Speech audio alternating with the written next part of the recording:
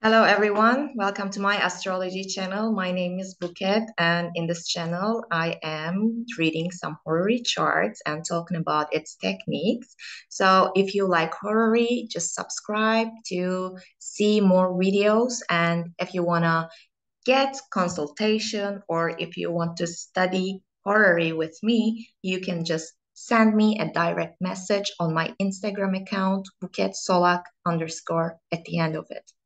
Okay, let's start the chart. This chart is about relationship, and the querent is asking, will he be my boyfriend?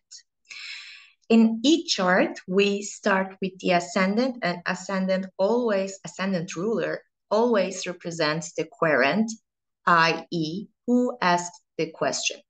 So in this chart, 11 degrees Aquarius, 38 minutes rising, and the ascendant ruler is Saturn.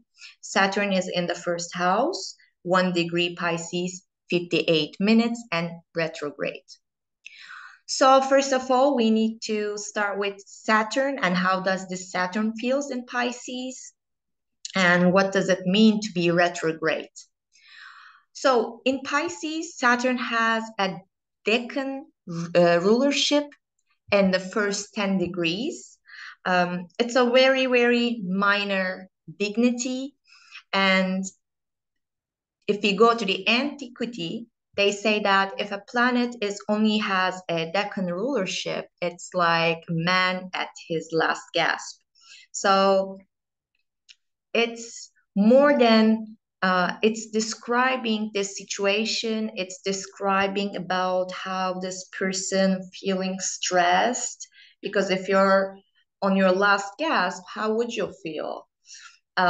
Probably this person doesn't feel secure in self and might be not believing in this thing, in this subject as well.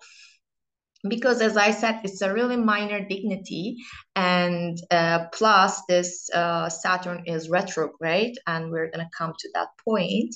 But if there is a decan rulership, it's more likely describing the position that this person having some crisis inside, like not really feeling in control to control things.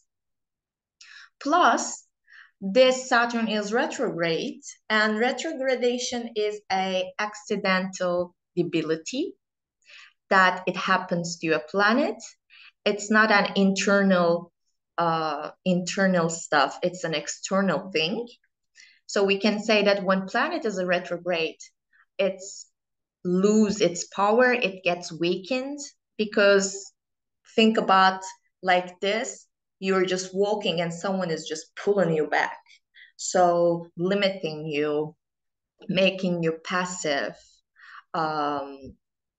It's just very hard to go forward when you're retrograde, because it's saying that the other circumstances are not really convenient to take an action or to get what you really expect.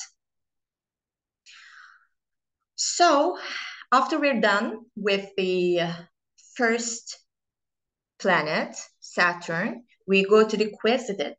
Since it's a relationship question, we're going to be dealing with the 7th house, and the house cusp is Leo. Therefore, our quiescent is represented by the sun. Sun is at 29 degrees Virgo, 1 minute in the 8th house. And we know that sun is peregrine in Virgo. And plus, sun is at honorific degree, and sun is in malefic 8th house of debt, and inheritance. So we're going to talk about these 3 things to understand how the other person is acting in this question. First of all, peregrination is not a good omen, because when planets are peregrine, it means that they don't really have any responsibility, or they don't have much to do in this sign. It's kind of like they're in a foreign land. And think about that. If you're in a foreign land, you don't really know where to go, what to do. It's kind of like you are not in control again. And so since you don't know anything about the area or situation, it's really not logical to expect anything from someone like this. Peregrine planets are weak to keep their promise. So we should take this, we should consider that part as a beginning. Also, if one planet is at the end of the sign, like 29 degrees, is an honorific degree, which means that things are going to change. And so we want our partner to be our boyfriend. However, the things are going to change. So can we rely on this? If things are going to change, how can you trust the process? Plus, when Sun ingress Libra, it will be its fall. So the Sun is going to be in a more weak place. Therefore, if you're in fall, you can't really carry things out. You can't really make strong decisions. You can't really go for what you wish for, because, as I said, it's an essential debility. And we're seeing that. So our partner is about to change signs, and after he changed sign, he is going to be in a weaker position. Let's check the moon. We always check moon as our co-significator, and we see that moon is in the 11th house of hopes and desires and fulfillment of desires. So we can say that we aren't really wishing that thing to happen. And the moon is in 22 degrees Sagittarius, 28 minutes. In this degree, moon is peregrine also. And as I said, peregrination makes planets weak. However, this moon is accidentally fortified because it's in a benefic house. It's in Jupiter's house, 11th house. It's good. But let's see if that helps moon to get what she wants. And to understand that, we need to check the aspects, because we always want our querent or moon to make an aspect to the quested, to manifest what is promised. Here, obviously, we're seeing that Saturn is not going to make any aspect to nobody.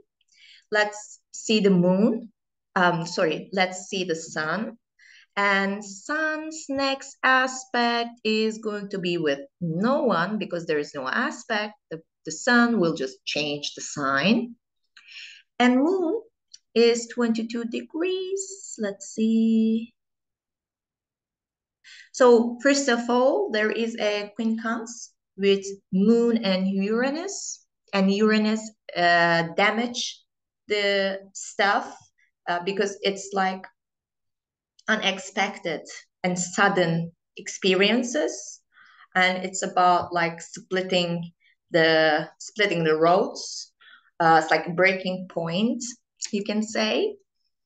But the moon's next aspect is going to be with Neptune in 4 degrees. It's going to be a square. So if moon is going to square Neptune, that means that what are we gonna experience is Neptunian things. And what are Neptunian things? It's like illusion, delusion, like disappointment or dissolving. Because instead of getting together, Neptune is separating, dissolving the thing. And plus, when there is Neptune, it's very hard for us to see things clearly. Sometimes we might get like dreamy or fantasy or more than we're expecting, more than reality. These are the Neptune words. And plus, it's a hard aspect. It's saying that it's gonna come to your face. So be aware if there is Neptune, emphasize because it may take you away from the reality. And as you see, there is no connection between moon and the sun, between ascendant ruler and to sun. Actually, let me check one thing. Okay, yeah, there is no aspect at all. And plus, in this chart, when you look at the seventh house, there's a Venus. And if these kind of charts about relationship, if there is a Venus in the seventh house, and if this Venus is not the ascendant ruler, it mostly describes another person, as the third person. So what I thought is this boy, this man, might have already a relationship, and that might be the reason he's getting far away.